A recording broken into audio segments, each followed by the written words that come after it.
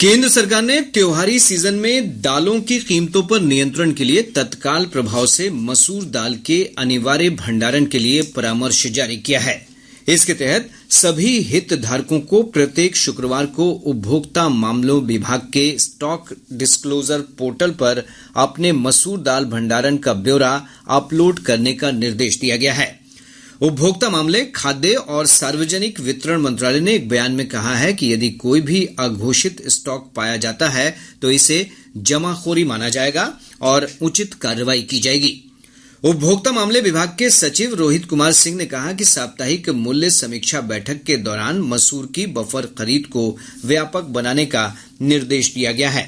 इसका उद्देश्य न्यूनतम समर्थन मूल्य के आसपास कीमतों पर उपलब्ध भंडार की खरीद करना है। उच्चतम न्यायालय ने बिहार में जातीय गणना जारी रखने संबंधी पटना उच्च न्यायालय के आदेश को चुनौती देने वाली याचिकाओं पर सुनवाई 3 अक्टूबर तक के लिए स्थगित कर दी है। न्यायमूर्ति संजीव खन्ना और न्यायमूर्ति SVN भट्टी ने उल्लेख किया है कि मामले में एक पक्षकार ने स्थगन के लिए अनुरोध किया है। शीर्ष न्यायालय ने उच्च न्यायालय के आदेश के खिलाफ गैर सरकारी संगठन द्वारा दायर याचिका को अन्य याचिकाओं के साथ सूचीबद्ध कर दिया है। शिक्षा विभाग ने कहा है कि प्रदेश में शिक्षक भर्ती प्रक्रिया में अभ्यर्थियों के प्रमाण पत्र की जांच और OMR शीट स्कैनिंग के लिए शिक्षकों, अधिकारियों और कर्मचारियों की सेवा नहीं ली जाएगी। इस संबंध में मुख्य सचिव आमिर सुबहानी ने सभी जिलाधिकारियों को पत्र भेजा है। पत्र के अनुसार प्रमाण पत्र जांच कार्य में दूसरे विभाग के कर्मचारी कार्य करेंगे। राज्य के सभी जिलों के सरकारी विद्यालयों में छात्रों की उपस्थिति बढ़ाने के लिए चलाए जा रहे विशेष अभियान के तहत यह निर्णय लिया गया है। प्रदेश के सरकारी विद्यालयों के 6 बाल वैज्ञानिक सकुरा विज्ञान एक्सचेंज विनिमय कार्यक्रम के तहत जापान जाएंगे। चयनित विद्यार्थियों में पटना जिले से 3, नवादा से 2 और शेखपुरा से 1 विद्यार्थी शामिल हैं। केंद्रीय शिक्षा मंत्रालय से प्राप्त जानकारी के अनुसार देश भर से 11वीं और 12वीं कक्षा के 60 बाल वैज्ञानिक दिसंबर में आयोजित होने वाले इस कार्यक्रम में भाग लेंगे। पटना में भाजपा के विधानसभा मार्च के दौरान लाठीचार्ज की घटना में सांसद जनार्दन सिंह सिग्रीवाल के घायल होने के मामले में लोकसभा विशेषाधिकार समिति ने 7 अधिकारियों को दिल्ली तलब किया है। इनमें पुलिस महानिदेशक RS भट्टी, जिलाधिकारी डॉक्टर चंद्रशेखर सिंह समेत अन्य अधिकारी शामिल हैं। इन सभी को 21 सितंबर को समिति के समक्ष उपस्थित होकर साक्ष्य देने को कहा गया है। चेहलुम का पर्व आज पारंपरिक श्रद्धा के साथ मनाया जा रहा है। ये पर्व इमाम हुसैन और उनके साथियों की शहादत की याद में श्रद्धांजलि स्वरूप मनाया जाता है। इस अवसर पर पटना समेत प्रदेश के विभिन्न भागों में मातमी जुलूस निकाले जा रहे हैं। इस दौरान सुरक्षा के व्यापक प्रबंध किए गए हैं। विभिन्न जिला प्रशासन ने संवेदनशील स्थानों पर पर्याप्त संख्या में पुलिस बल तैनात किए हैं। गोरखपुर कैंट यार्ड पर मेगा ब्लॉक के कारण 2 दर्जन से अधिक रेलगाड़ियों के परिचालन में बदलाव किया गया है। इसके तहत 6 से 11 सितंबर तक अलग अलग तिथियों पर कई रेलगाड़ियां रद्द कर दी गई हैं और कुछ के मार्ग परिवर्तित किए गए हैं। रद्द होने वाली ट्रेनों में लखनऊ पाटलिपुत्र लखनऊ एक्सप्रेस, प्रयागराज रामबाग मुजफ्फरपुर एक्सप्रेस ट्रेनें शामिल हैं। गुवाहाटी में 9 से 11 सितंबर तक 39वीं सीनियर नेशनल क्योरगी ताइक्वांडो चैंपियनशिप का आयोजन किया जाएगा। इस चैंपियनशिप में भाग लेने के लिए बिहार की पुरुष और महिला टीमों की घोषणा कर दी गई है। बिहार राज्य कबड्डी संघ के तत्वाधान में पटना में संपन्न संजय सिन्हा मेमोरियल कबड्डी का खिताब पटना ने जीत लिया है। फाइनल मुकाबले में पटना ने नालंदा को 34-24 से पराजित कर दिया। मौसम विभाग ने पटना सहित राज्य के दक्षिणी हिस्सों के कई जिलों में आज हल्की से मध्यम बारिश की संभावना जताई है। मौसम विज्ञान केंद्र पटना के वैज्ञानिक कुमार गौरव ने बताया कि अगले 24 घंटों के दौरान राज्य के उत्तरी और दक्षिणी हिस्सों में कई स्थानों पर बारिश और वज्रपात की आशंका है। आज के मौसम विश्लेषण के अनुसार अगले 24 घंटों के दौरान राज्य के दक्षिणी भाग के कुछ स्थानों एवं उत्तरी भाग के 1 या 2 स्थानों में वर्षा होने का पूर्वानुमान है। वज्रपात एवं मेघ गर्जन राज्य के दक्षिणी भाग के जिलों के 1 या 2 स्थानों में होने की संभावना है।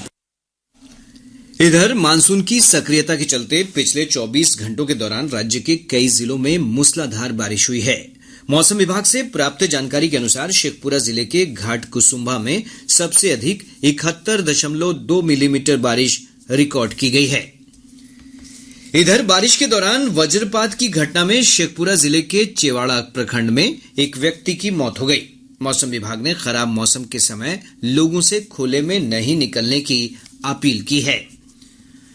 प्रदेश में डेंगू के मामले में लगातार वृद्धि हो रही है। प्राप्त जानकारी के अनुसार डेंगू के मरीजों की संख्या बढ़कर 390 हो गई है। पटना में सबसे अधिक 146 मरीजों की पुष्टि हुई है। वहीं भागलपुर में डेंगू मरीजों की संख्या बढ़कर 133 हो गई है। इधर वैशाली, गया, बांका में भी मरीजों की संख्या में लगातार बढ़ोतरी हो रही है। डेंगू के बढ़ते प्रकोप को देखते हुए स्वास्थ्य विभाग के अपर मुख्य सचिव प्रत्यय अमृत ने जांच में तेजी लाने को कहा है। वहीं प्रदेश के सभी नगर निकायों में एंटी लार्वा फॉगिंग की जा रही है। सरकारी अस्पतालों में डेंगू मरीजों के लिए विशेष वार्ड बनाए गए हैं। श्री कृष्ण जन्माष्टमी का पर्व आज भी देश और प्रदेश के कई हिस्सों में श्रद्धा और उल्लास के साथ मनाया जा रहा है। पटना सहित प्रदेश भर के मंदिरों में श्री कृष्ण के जन्मोत्सव को लेकर भजन कीर्तन के आयोजन किए जा रहे हैं। प्रधानमंत्री नरेंद्र मोदी आसियान भारत शिखर सम्मेलन में भाग लेने के लिए आज तड़के इंडोनेशिया के जकार्ता पहुंचे। प्रधानमंत्री ने शिखर सम्मेलन को संबोधित किया। अपने संबोधन में प्रधानमंत्री ने कहा कि अब वक्त आ गया है जब हम नया संकल्प लें।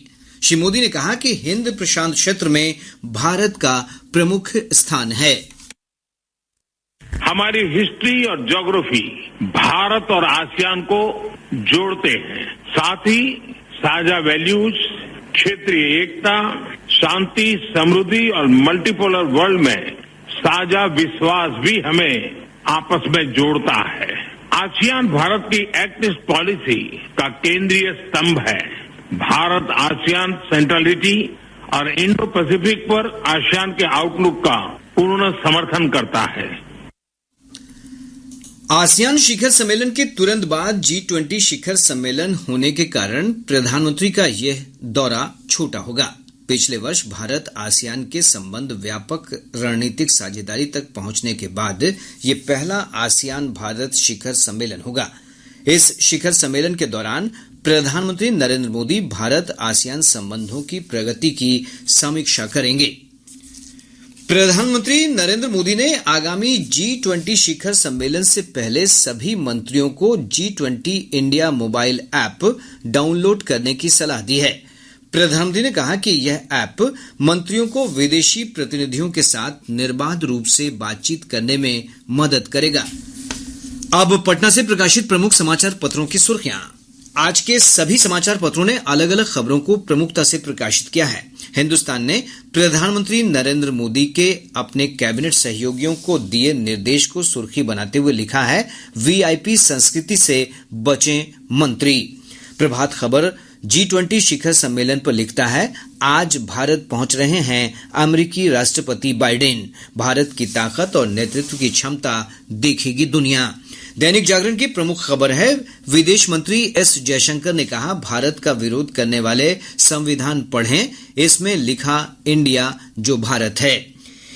एक देश एक चुनाव पर दैनिक भास्कर लिखता है, केंद्रीय मंत्री अमित शाह और कानून मंत्री अर्जुन राम मेघवाल पूर्व राष्ट्रपति रामनाथ कोविंद से मिले, पहली बैठक जल्द। आज अखबार ने लिखा है, संसद के विशेष सत्र पर सियासत तेज, गणेश चतुर्थी से नए भवन में होगी संसद की कार्यवाही।